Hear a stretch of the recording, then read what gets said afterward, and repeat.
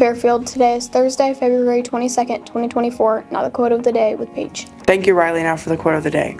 You cannot escape the responsibility of tomorrow by evading it today, by Abraham Lincoln. Now for the Pledge of Allegiance with Jay Money and Kendall. Now please stand for the pledge.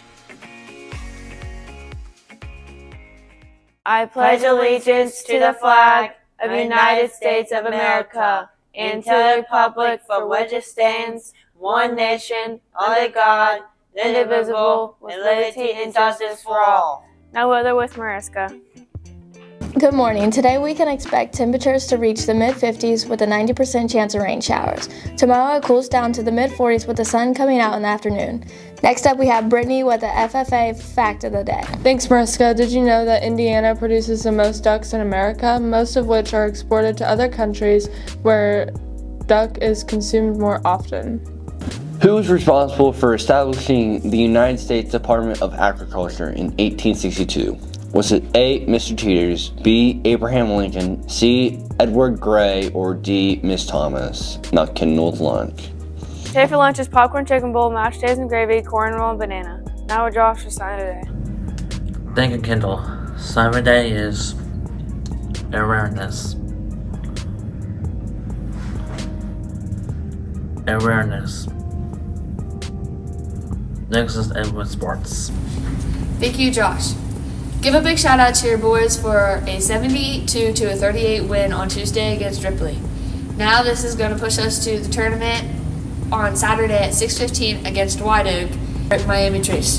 The answer to today's FFA question was not Mr. Teeters, and it was not Edward Gray. But I'm sad to say it wasn't Miss Thomas. It was Abraham Lincoln. For FFA week, on Friday we have to wear a blue and gold game. Wear your FFA gear. Good morning, Fairfield. We've got a fascinating lineup of topics today, starting with some savvy investment and strategies to hedge against inflation. It seems the traditional advice of buying gold or Bitcoin has a new competitor, farmland. According to the National Council of Real Estate Investment, the amount of farmland bought by investment firms has surged a whopping 231% from 2008 to the middle of last year.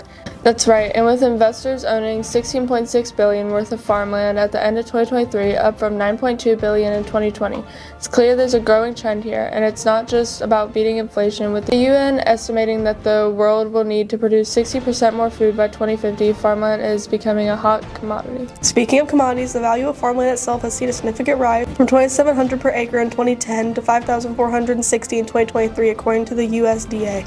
But there's a catch, isn't there? Indeed there is. As the average age of farmers continues to increase, there's a growing concern about attracting young people into the agriculture sector, especially with deep-pocketed investors entering the fray. It's a crucial issue that needs addressing to ensure the sustainability of our food supply. Switching gears a bit, we've got a couple of quick tech tips that might surprise you. First off, if you ever dropped your phone in water, Apple has advised against the old rice trick. Instead, tap your phone against your hand with the connector facing down to let the liquid drip out, and then leave it in a dry area. And for those of you obsessed with closing your phone's background apps to save battery life, it turns out that might be counterproductive. Apple recommends leaving them open unless they're unresponsive. Closing and reopening apps can actually use more battery life. It just goes to show sometimes what we think is helping isn't helping at all. That's all from us. Here's to making informed decisions, whether it's investing in farmland or just managing your phone better. Have a great day.